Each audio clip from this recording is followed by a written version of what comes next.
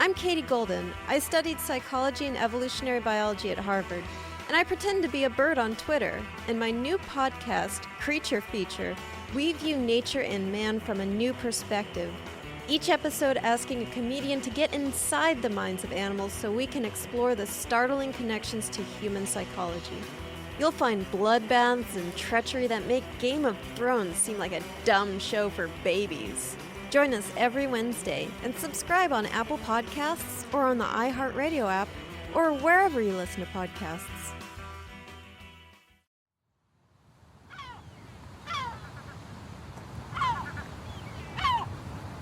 The Cliff is the kind of place Jennifer Hart would have loved to photograph her kids.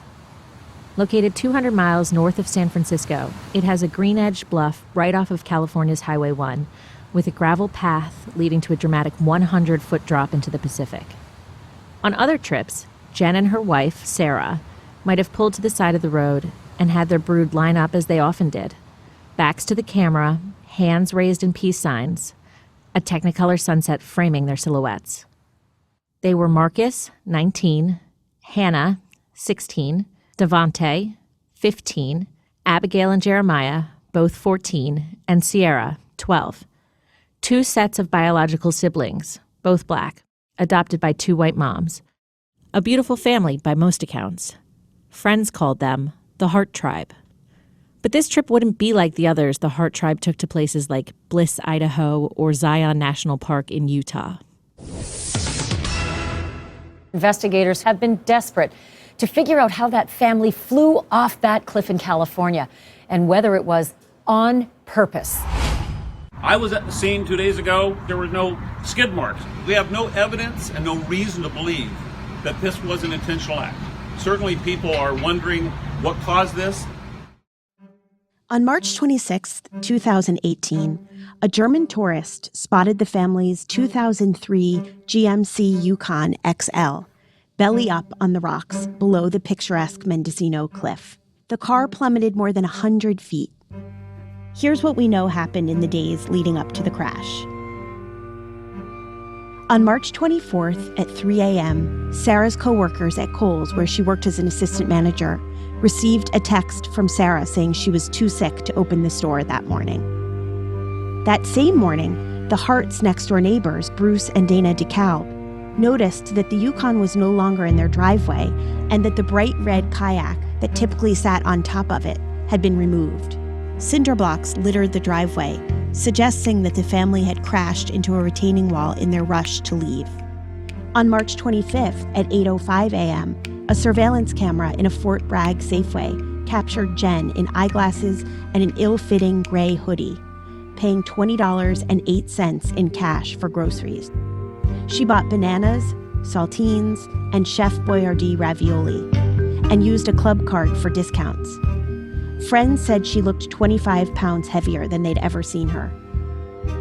On March 26th at 1:12 p.m., Sarah's coworker, Cheryl Hart, no relation, called 911 asking for a welfare check on her friend. Thanks for holding. Can I help you?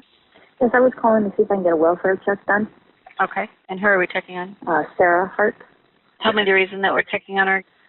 She sent out a text message at 3 o'clock in the morning on Saturday morning stating that she was sick, but nobody's been able to get a hold of her, talk to her, or seen her since that text message. Okay. Or her wife, which is Jen. So we're just concerned. Okay. And did she say, when she said she was sick, did she say what was going on? Or? She just said that she just is unable to come out and wasn't able to go to work and thought she was going to have to go to the doctor. I checked the hospital, so they didn't have any record of her. And I think her phone is now dead. Okay. And just the 2 of them live there? Or? They have 6 children. Okay. Any known medical history? Not that I'm aware of, no. Okay. I mean, she has been sick, but I think just like a cold. Okay. Has she been suicidal at all? Or? Not that I'm aware of. The call you just heard came several hours too late. Early the morning of March 26th, rescue workers rappelled down the cliff, where they lifted the dead bodies of 3 children, later identified as Marcus, Abigail, and Jeremiah Hart, and spotted 2 more. Sarah in the back, and Jen in the driver's seat. The coroner found an ingredient commonly used in allergy medicines like Benadryl in the bodies of Sarah and 2 of the kids. Jen's blood alcohol content was over the legal limit. No one had been wearing a seatbelt. The car's computer revealed that Jen had stopped on a pullout some 70 feet from the cliff moments before the free fall. She then gunned it off the ledge. 10 days later, the county sheriff issued a statement about the gruesome incident. I'm to the point where I no longer am calling this an accident, I'm calling it a crime. From Glamour and How Stuff Works, this is Broken Harts.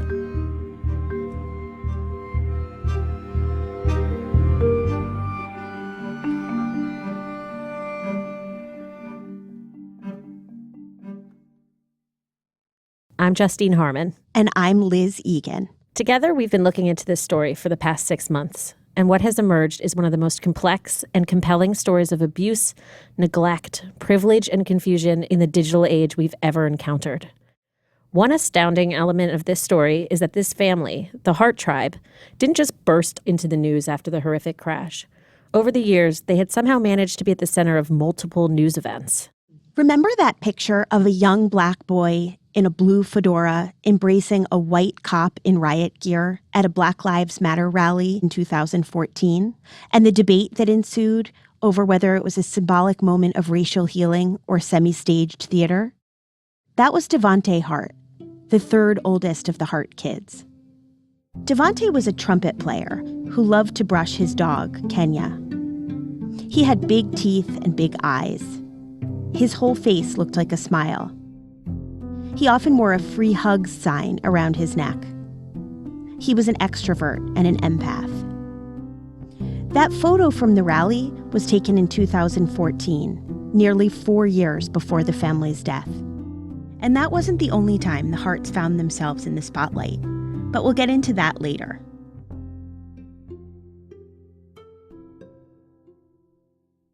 A few weeks ago, our producer, Jason, asked us what drew us to this story in the first place. Our answers were different. I was on a 10-day road trip with my family. One afternoon, after spending about 9 hours in the car with my 3 kids who are 17, 14, and 11, I looked at the New York Times homepage and I read a story about the Harts. I was really surprised by how quickly it fell out of the news. There weren't that many stories. That sent me down a rabbit hole of wondering what had happened. At Glamour morning meetings, we discuss not only what we're working on currently, but what stories are sort of piquing our interest. And Liz brought up this story that I had almost surreptitiously clicked on the night before. Something about the picture I saw, these 2 women, white, very attractive, sort of everyday looking, nothing seems sinister about them, and 6 really adorable. I mean, the kids just looked so happy. And so to have that juxtaposed with such an egregious storyline and headline, I was instantly captivated by, well, what could have driven these women to do such a thing? How does someone get to a place where they're willing to choose not only a path for yourself, but that of 6 young people? I am a mother of a 2-year-old. I can't imagine ever being pushed to the brink that way. But at the same time, it is a relatable feeling as a mother, as a woman, to feel trapped by the choices you make. The story is so complex, in fact, that we brought on Lauren Smiley, a San Francisco-based investigative reporter, to help us figure out what really happened in the days, months, and years leading up to the crash. You'll hear from Lauren. She's the intrepid interviewer with the throaty chuckle and the Iowa accent.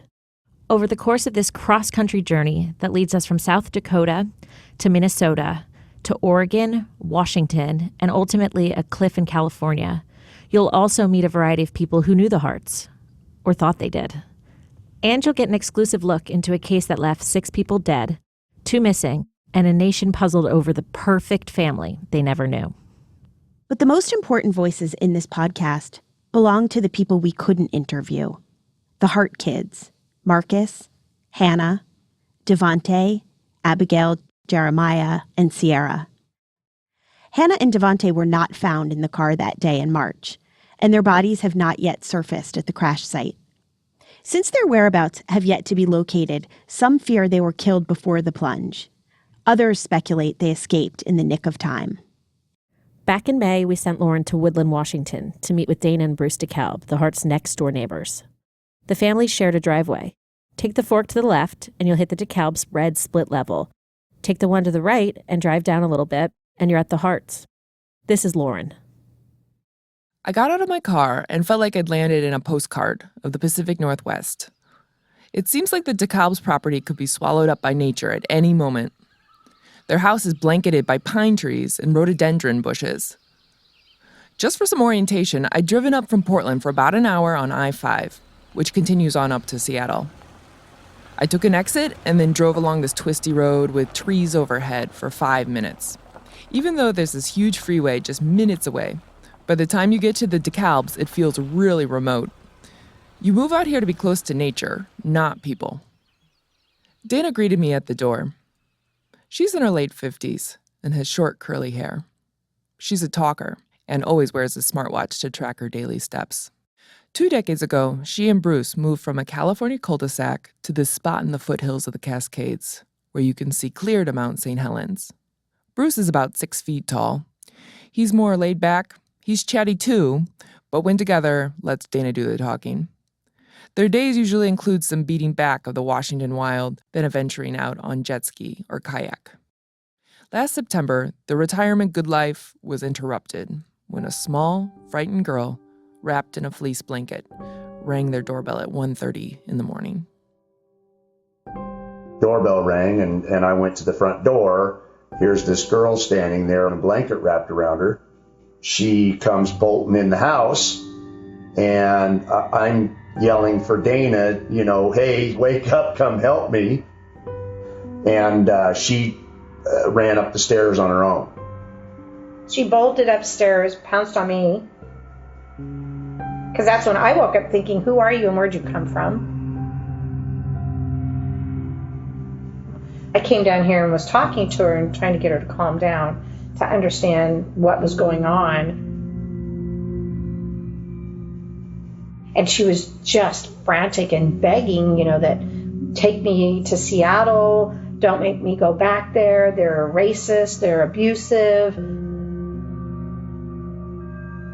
And we're just going, whoa, Bruce asked her, well, what do you mean? And she's like, well, they whip us with a belt. And he was like, well, I've been whipped with a belt, trying to think, And in the meantime, I'm trying to figure out where she came from, because we don't know she lives next door. I noticed that the whole family was outside looking for her with flashlights. And she was freaking out, and I'm like, you know what? They're coming. I have to figure this out. Just stay put. They came in, and they just kind of pushed their way in, too. Sarah and Jennifer did. And they, started going around looking through the house and went up to this bedroom. Did you invite the family to go into the house? No. Oh. They just kind of came in on their own. And it's 1:30 in the morning and you're freaking out. Hannah had crouched down between my bed and dresser in this little spot, and she was like in the fetal position. And when they just went in, and Sarah approached her first, and Hannah, she was like, no, And so I said, whoa, you back up, give her some space. You guys are freaking her out and freaking me out. Let's just back up. And about that time, Jennifer kind of grabbed Sarah and said, I'll deal with this. You go back downstairs with the kids.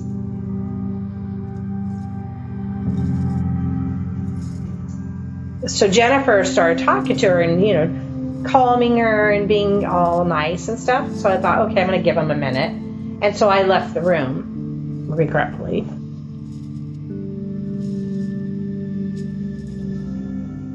And then they came back downstairs, and when they started coming back downstairs, Jennifer told Sarah, you need to take the kids and go. Hannah's having a problem with her big brother right now.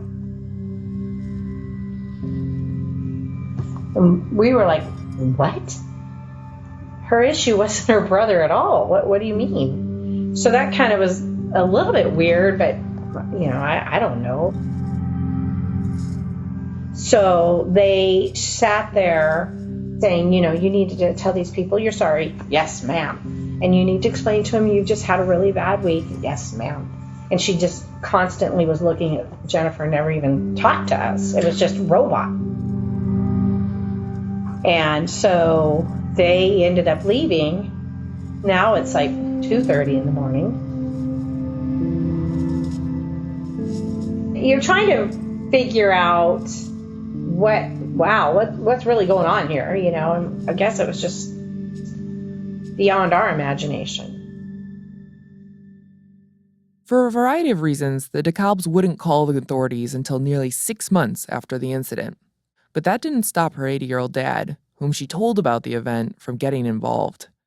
On November 18th, 2017, nearly 3 months after Hannah visited in the middle of the night, Dana's dad, Steve, placed a call to 911. There's some kids that I feel is being highly abused. What's the address? And how I know, okay, I'm going to give you the address of my daughter's house because it's right next door. Yeah, if you're going up the road to her house, it's a house on the right. Okay, and what's going on there? Well, they have black children, which that part doesn't matter, and they're new here. But the other night, a little girl jumped out of the second-story window on the roof and then down onto the ground and ran to my daughter, and this is like 2 a.m, begging them to help her. And when they came looking for her, she was begging my daughter not to let them know she was there. And then eventually my son-in-law let him know. He doesn't want to get involved, but the more I sit on it, I just can't live with it. Somebody's got to go there and check on these kids. And so how old was the little kid that did that ran to your daughter's house? About 12 years old, 13.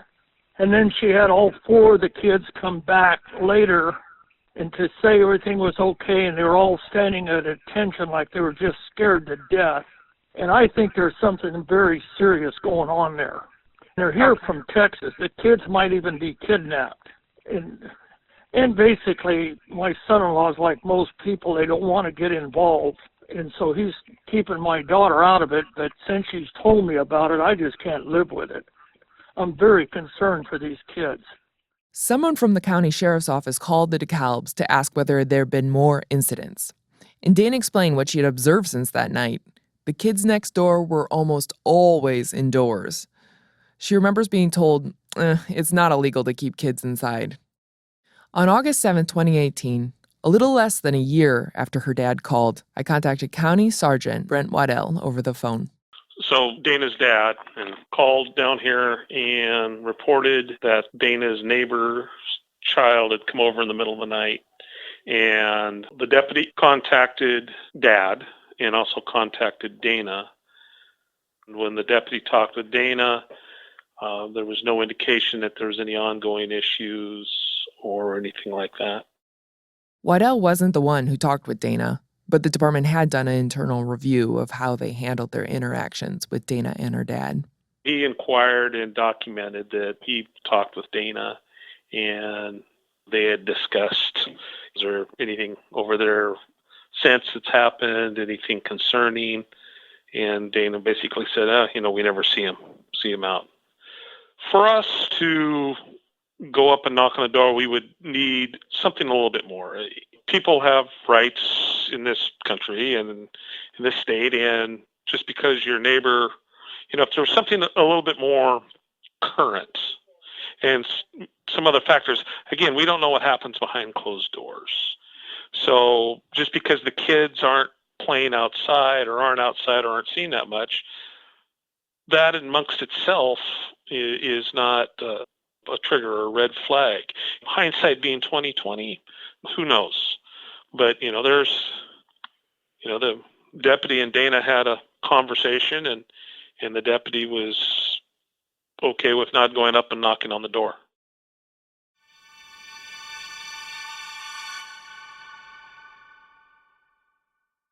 We all put off things we know we need to do. I mean, we know we need to organize the garage or the fridge, but something always gets in the way. Funny how home security can be like that. You know it's a good idea, but there's always something holding you back. That's why I recommend Simply Safe Home Security. Simply Safe believes that nothing should come between you and protecting your home. So they've gotten rid of the reasons not to get home security. There's no contract ever, no price markups from any middleman, and no installation windows. Who has time for that? Most importantly, their system is engineered to do one thing brilliantly: protect. So if a storm takes out your power, Simply Safe is ready. If an intruder cuts your phone line, Simply Safe is ready. If they destroy your keypad or siren, Simply Safe will still get you the help you need. Maybe it's overkill. Maybe it's the last thing you want to think about this holiday. But with Simply Safe, you're always ready for anything. So get a jump on protecting your home today at simplysafe.com/broken. No time like the present, fellow procrastinators. That's simplysafe.com/broken to get the protection you need today. simplysafe.com/broken.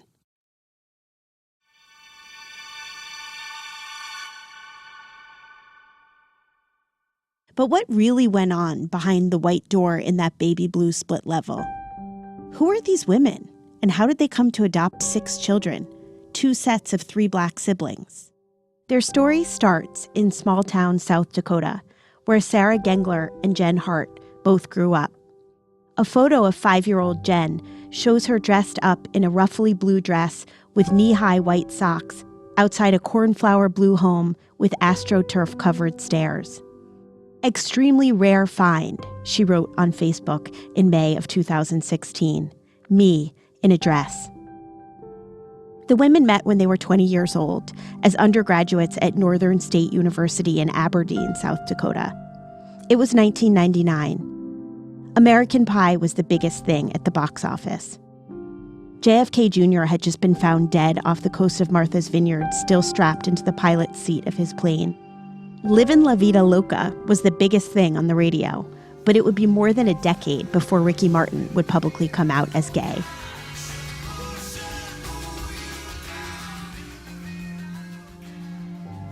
At Aberdeen, Sarah would go on to earn her degree in education. Jen never graduated. Later, Jen would describe on Facebook how she called Sarah her friend or her roommate. Once they did come out as a couple, however, the Midwestern mindset, she wrote, was relentlessly unforgiving. The pair eventually moved to Alexandria, Minnesota, a lake town famous for Big Ole, a 25-foot-tall statue of a Viking that was built for the '64 World's Fair.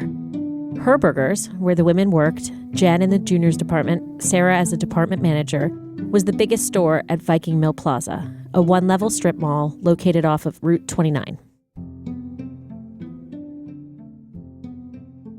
Jen was probably the one I met first. She was taller than me. She had like this big, bright red hair. I remember her feeling so much older than she actually was. Like, she probably was 26 or 27 at the time. And she was confident and assertive and intimidating. I immediately did not feel like I was on the same level as her. This is Jordan Smith. Jordan worked with Jen and Sarah in the summer of 2004 at Herberger's. We asked Lauren to find out what they were like.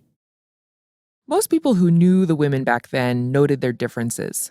Jen was more colorful, outgoing, abrasive, that would be the Minnesota term for it, Smith says.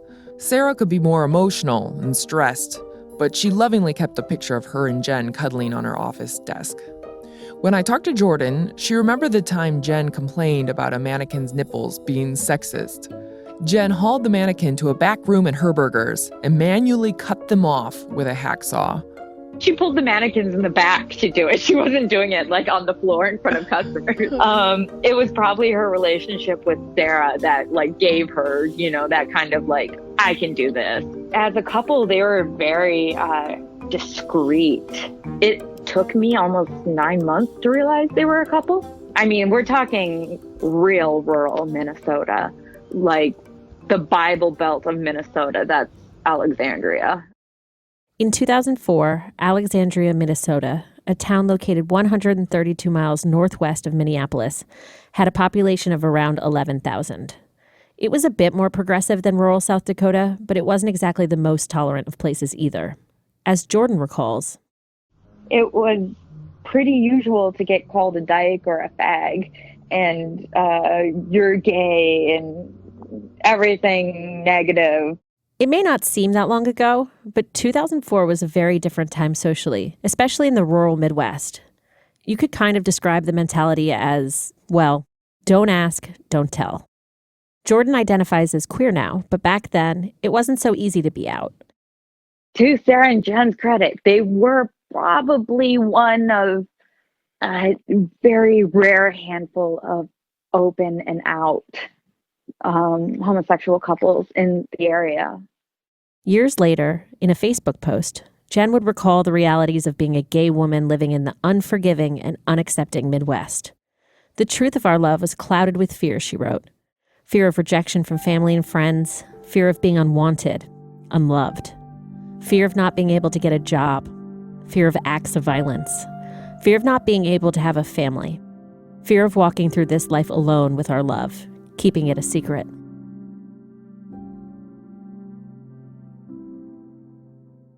The Harts would eventually find a community. Over the years, they became regulars at transformational festivals, days-long, socially conscious mashups of music, yoga, dance, and creative costumes. The kids would join too, often dressed in colorful costumes and carrying motivational signs and interacting with the musical acts. In one YouTube clip, we see Devante at the Beloved Festival, an annual gathering dedicated to what its website describes as vulnerability, belonging, and liberation. In the clip, a large group of adults dressed in tie-dye and bucket hats congregate around the musician Xavier Rudd as he plucks at a guitar placed across his lap. Rudd is shirtless. His long blonde hair is pulled back with a headband. His eyes are closed. About 8 minutes into the song, he notices someone in the crowd and beckons him to the stage. Devante, dressed in a zebra costume, a free hug sign around his neck, and the word beloved shaved into his head, approaches the musician and gives him a hug. There are tears in his eyes. The embrace lasts over a minute.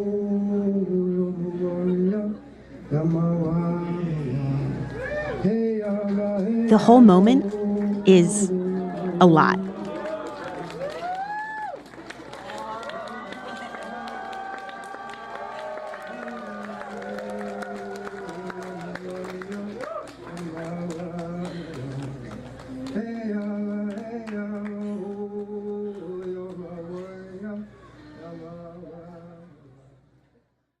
But it was also at these festivals that friends like Zippy Lomax, a Portland-based photographer, first encountered Jen and Sarah in 2013.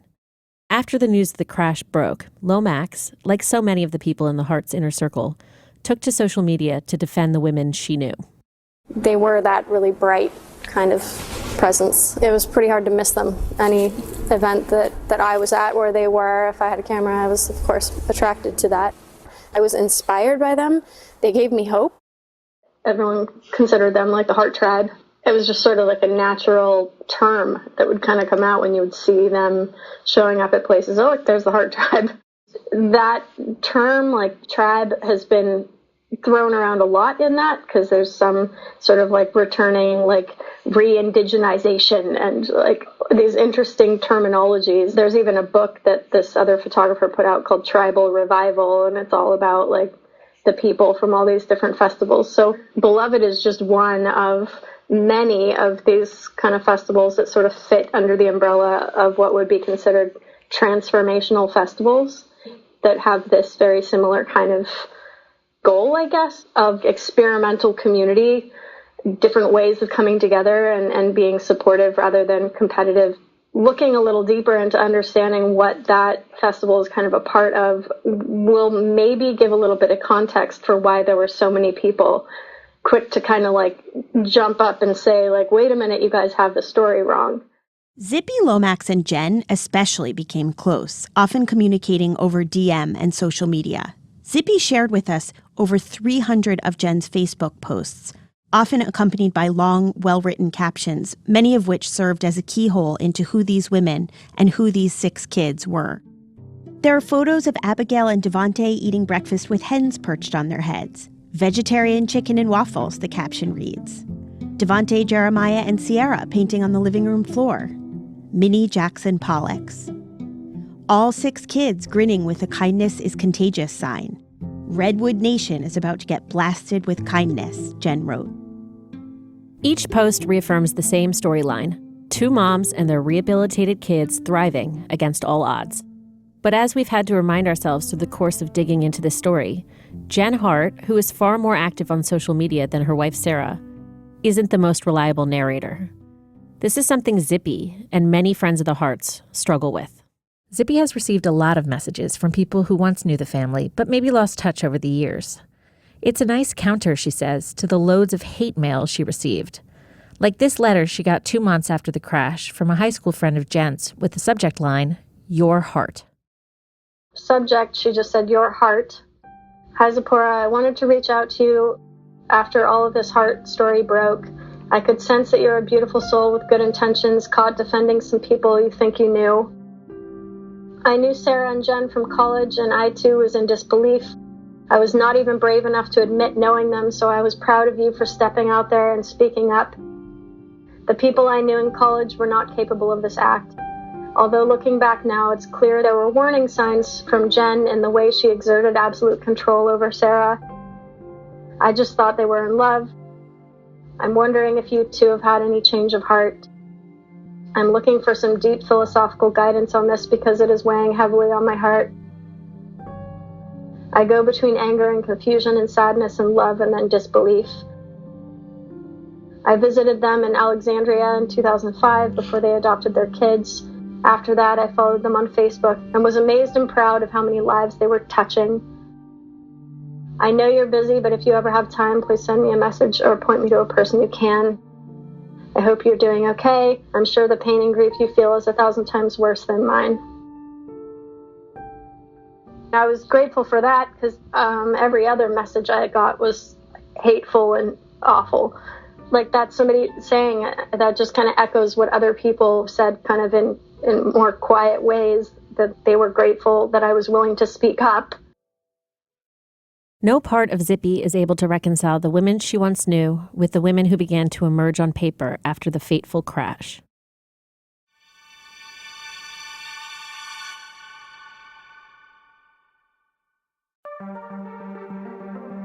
You know, people say necessity is the mother of invention, but that's not always true. Sometimes the mother of invention is... advertising? Yeah, or pure accident. How about egomaniacal delusion? Absolutely, or just a desperate longing to be cool. I'm Robert Lamb. And I'm Joe McCormick. We're the hosts of the science podcast Stuff to Blow Your Mind, and now we're branching off into the exploration of invention. Invention is the story of human history told one piece of technology at a time, the things we made and how they made us.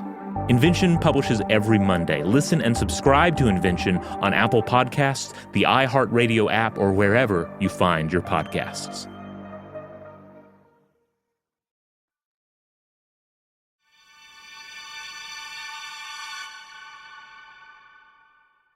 As we've been reporting, most of the Hart family was found dead at the crash site March 26. That was just days after Child Protective Services tried to visit their home in Clark County to look into reports of potential neglect against parents Sarah and Jennifer Hart.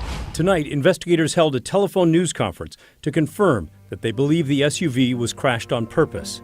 What first appeared to be a tragic accident now looks much more sinister. Captain Bart said information downloaded from the airbag control module shows the SUV actually stopped before accelerating over the cliff. It was pure acceleration from the last brake application until it hit the bottom of the cliff, the ocean.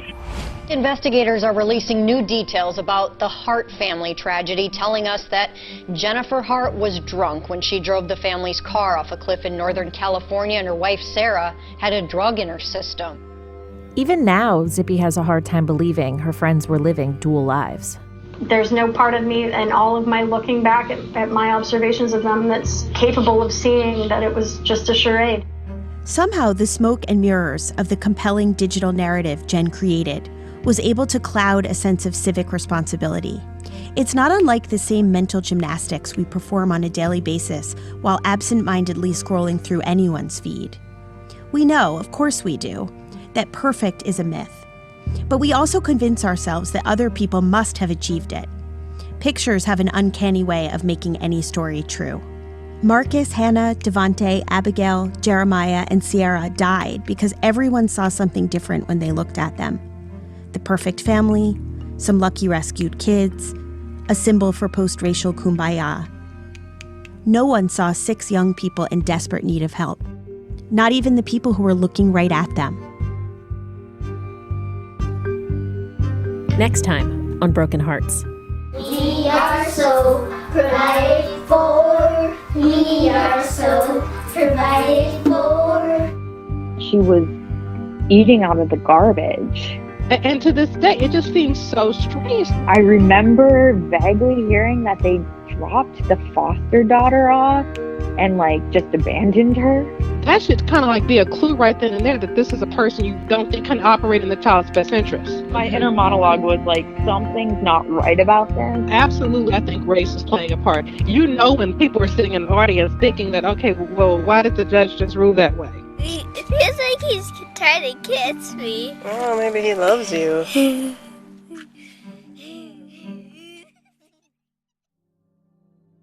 Broken Hearts is a joint production between Glamour and How Stuff Works, with new episodes dropping every Tuesday. Broken Hearts is co-hosted and co-written by Justine Harmon and Elizabeth Egan and edited by Wendy Naugle. Lauren Smiley is our field reporter. Samantha Barry is Glamour's editor-in-chief. Julie Shen and Deanna Buckman head up the business side of this partnership. Joyce Pendola, Pat Singer, and Luke Zaleski are our research team. Jason Hoke is executive producer on behalf of How Stuff Works, along with producers Julian Weller, Ben Kiebrick, and Josh Thane. Special thanks to Jen Lantz. Have questions for us about this podcast? Reach us on Twitter at GlamourMag. For access to exclusive photos and videos and documents about the case, visit glamour.com/brokenhearts. If you like what you heard, leave us a review. Hi, I'm Ariel Caston. And I'm Jonathan Strickland. And together, we're going to tell you the stories behind some of the biggest triumphs and failures in business. That's right. We're going to explore situations that tested the mettle of entrepreneurs. Pivotal moments that required making tough decisions. We'll be talking about some big companies that everybody knows, like Disney, Lego, and Harley-Davidson. And together, we try to answer the question, what do you do when you find yourself at the brink? Listen and subscribe at Apple Podcasts or on the iHeartRadio app, or wherever you listen to your podcasts.